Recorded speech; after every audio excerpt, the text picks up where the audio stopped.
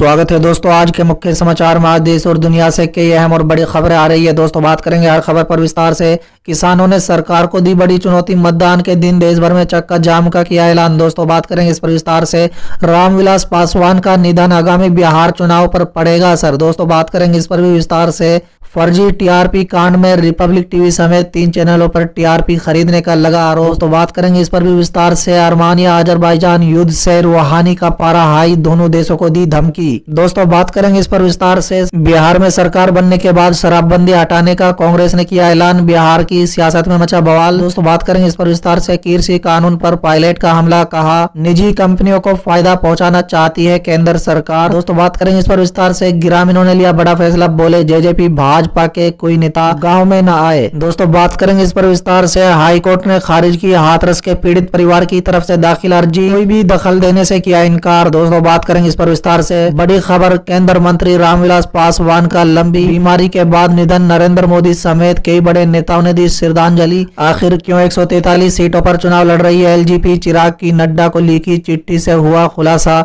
तो चलिए देख लेते आज की पहली बड़ी खबर। किसानों ने सरकार को दी बड़ी चुनौती, मतदान के दिन देश भर में चक्का जाम का किया ऐलान। जी हां दोस्तों, बता दें कुरुक्षेत्र के कंबोज धर्मशाला में भारतीय किसान यूनियन के देश भर से 8 राज्यों के 24 किसान संगठनों के प्रतिनिधियों ने कृषि कानून के खिलाफ आगामी रणनीति बनाते हुए 3 नवंबर को देश में चक्का जाम का फैसला किया है। दोस्तों बता दें इस दिन किसान सुबह 10 बजे से शाम 4 बजे तक देश भर के हाईवे को जाम करेंगे। दोस्तों दिलचस्प बात यह है कि 3 नवंबर को देश के 54 विधानसभाओं पर उपचुनाव के चलते मतदान होना है, जिनमें हरियाणा की बड़ौदा विधानसभा शामिल है। ऐसे में किसानों का ये चक्का जाम सरकार के लिए चुनौतीपूर्ण साबित हो सकता है। चलिए अगली खबर। रामविलास पासवान का निधन, आगामी बिहार चुनाव पर क्या होगा असर। जी हां दोस्तों, बता दें केंद्र मंत्री और लोक जनशक्ति पार्टी के संस्थापक रामविलास पासवान का निधन आगामी बिहार चुनाव को कई तरह से प्रभावित करेगा। दोस्तों बता दें कि वो बिहार से उभरने वाले सबसे बड़े राजनीतिक नेताओं में से एक थे।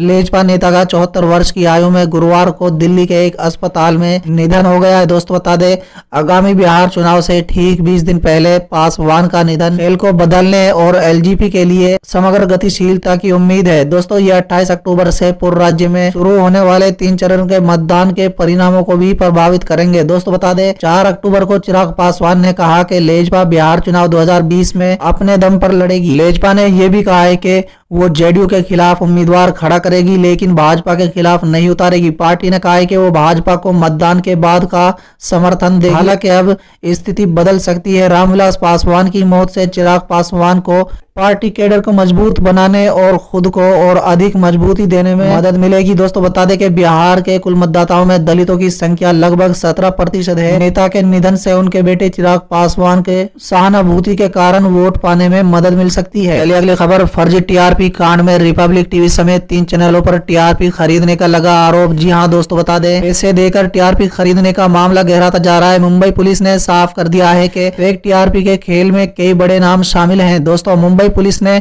रॉकेट का भंडा फोड़कर स्पष्ट रूप से कहा है कि रिपब्लिक टीवी समेत 3 चैनल पैसा देकर टीआरपी खरीदने में संलिप्त थे। इस मामले का खुलासा करते हुए मुंबई पुलिस ने 2 लोगों को गिरफ्तार भी किया है। आगे की कार्रवाई में इन चैनलों को जांच से होकर गुजरना होगा। दोस्तों बता दें आरोपियों के खिलाफ आईपीसी की धारा 409 और 420 के तहत कार्रवाई की जा रही है। दोस्तों न्यूज चैनल की टीआरपी रेस में रिपब्लिक टीवी पिछले कुछ हफ्ते से शीर्ष पर बना हुआ है। उसने आज तक चैनल की 15 साल की बादशाहत भी छीन ली है। रिपब्लिक की इस रेटिंग को देखकर कई तरह के सवाल खड़े हो रहे थे। अब मुंबई पुलिस का बयान आया है कि वो टीआरपी की हेराफेरी को लेकर रिपब्लिक टीवी समेत 3 चैनलों की जांच कर रही है। चलिए अगली खबर। सरकार बनने के बाद शराबबंदी हटाने का कांग्रेस ने किया ऐलान, बिहार की सियासत में मचा बवाल। जी हां दोस्तों, बता दें बिहार विधानसभा चुनाव में दलों ने अपने प्रत्याशी उतार दिए हैं। चुनाव वादे भी किए जा रहे हैं। सरकार बनने पर कांग्रेस ने शराबबंदी कानून को हटाने पर फिर से विचार करने का सवाल पर सियासी बवाल मचा दिया है। दोस्तों सभी दलों के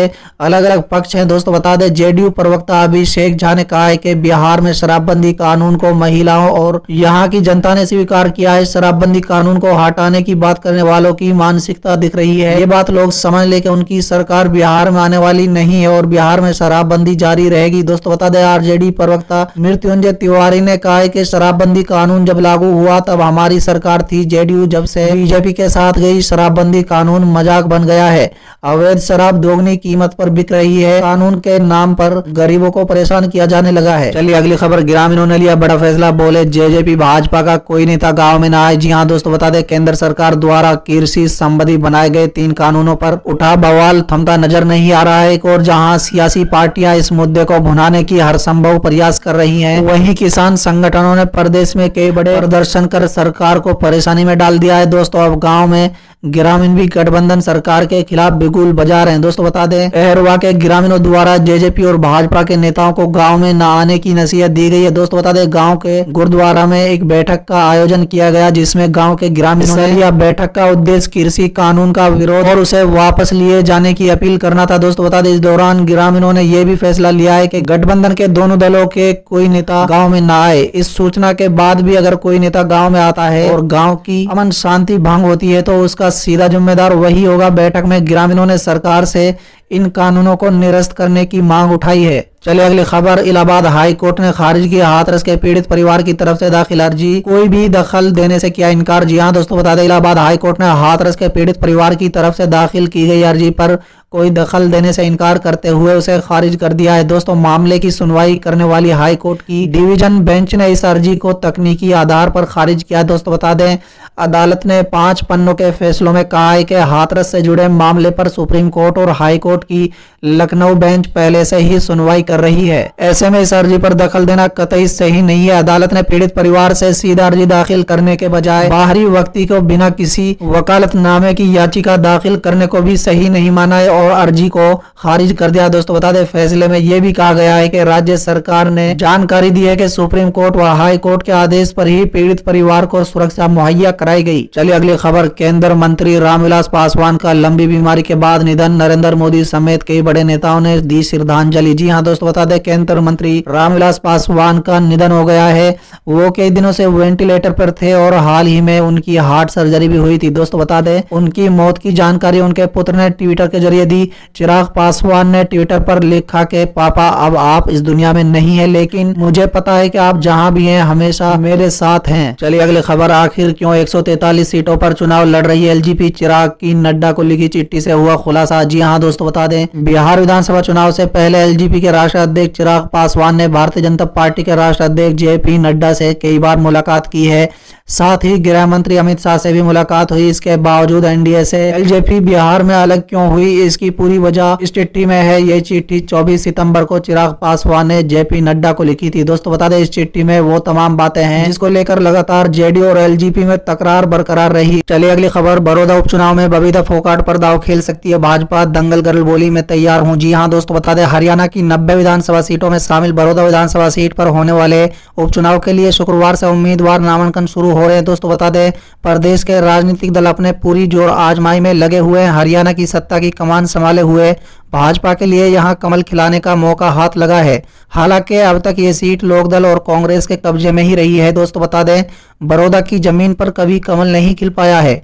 भारतीय जनता पार्टी ने पिछले विधानसभा चुनाव में इस सीट पर योगेश्वर दत्त को टिकट देकर उतारा था, लेकिन योगेश्वर दत्त को कांग्रेस के उम्मीदवार श्री कृष्ण हुड्डा ने 4840 वोटों के अंतर से हरा दिया था। चलिए अगली खबर। बिहार असेंबली इलेक्शन 2020 से पहले लालू यादव को मिली जमानत, रजद ने इसे चुनाव में जीत मिलने का संकेत बताया। जी हां दोस्तों बता दें, बिहार के पूर्व मुख्यमंत्री और राष्ट्रीय जनता दल यानी रजद प्रमुख लालू यादव चारा घोटाला से जुड़े चाईबास ट्रेजर मामले में शुक्रवार को झारखंड हाई कोर्ट ने जमानत दे दी है। जानकारी है कि हालांकि रजद प्रमुख लालू यादव अभी जेल में ही रहेंगे, क्योंकि लालू यादव के खिलाफ दुमका कोषागार मामला अभी बाकी है। तो बता दें, दूसरी ओर राष्ट्रीय जनता दल के नेता एक के बाद एक ट्वीट कर झारखंड हाई कोर्ट से लालू यादव को मिली बेल पर खुशी का इजहार कर रहे हैं। साथ ही आगामी बिहार विधानसभा के चुनाव में राष्ट्रीय जनता दल की जीत के लिए अच्छा संकेत बता रहे हैं।